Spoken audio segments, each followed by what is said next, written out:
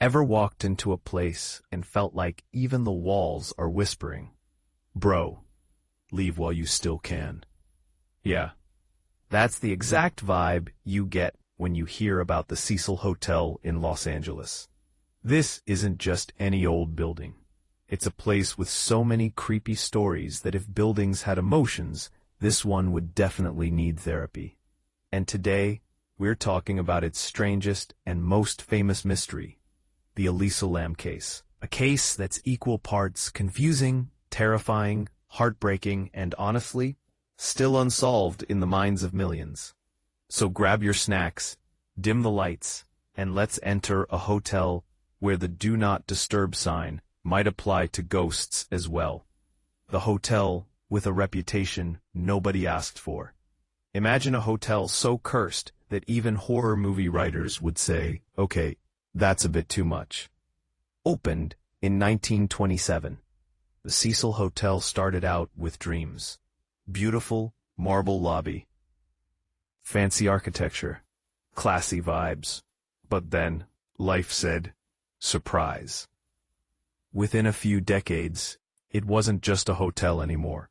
It was a magnet for strange deaths, crimes, mysteries, and guests you definitely wouldn't want in the room next to you. People used to joke that Cecil Hotel wasn't in Los Angeles.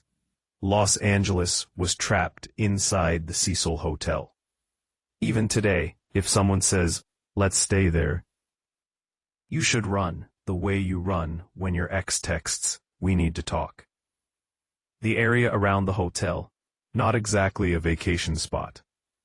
Cecil sits near Skid Row, an area known for poverty, crime, and thousands of homeless residents. Not judging, just the reality of the situation. In the 1980s, it became so dangerous that if Google Maps had existed back then, it would show a red sign saying, "Proceed at your own risk." The hotel tried to stay open, but it slowly turned into a place for cheap stays, shady activities, and people who were, let's just say, not coming for sightseeing. And then came 2013, the year when Cecil's reputation went from creepy to internet legend. Enter Elisa Lam. Elisa Lam was a 21-year-old college student from Canada. Smart, creative, and dealing with mental health struggles like many young people do. In early 2013, she decided to take a solo trip to California. So, nothing strange there. Lots of people do that. She visited San Diego first, posted cute pictures on Tumblr, then checked into the Cecil Hotel. This is where the story officially says, "Okay everyone, buckle up." The elevator video, the clip that broke the internet. If you've never seen Elisa Lam's elevator footage, don't worry, I'll describe it. If you have seen it, then you know exactly why this case became a global obsession. Here's the thing.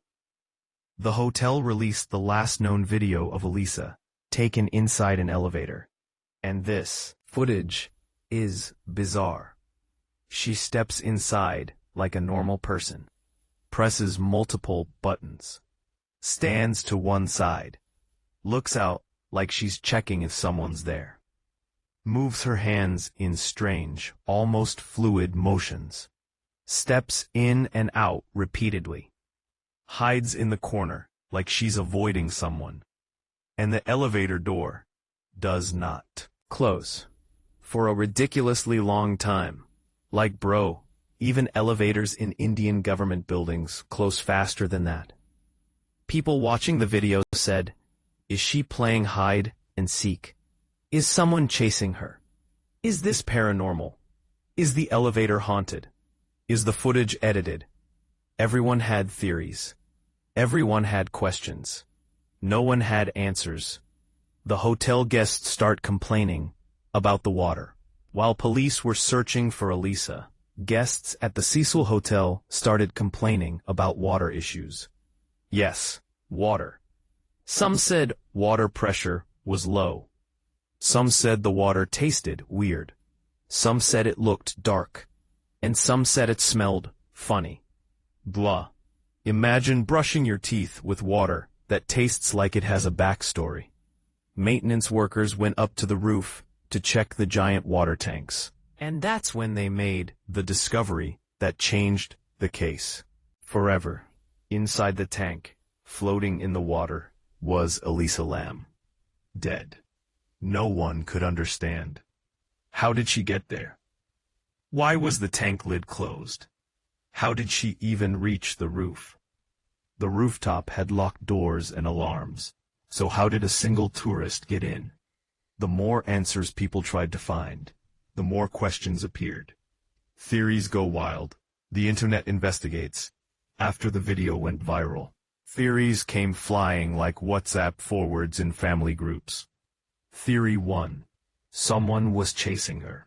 People said Elisa looked terrified, like she was hiding. But police found no evidence of anyone else on the video. Theory 2.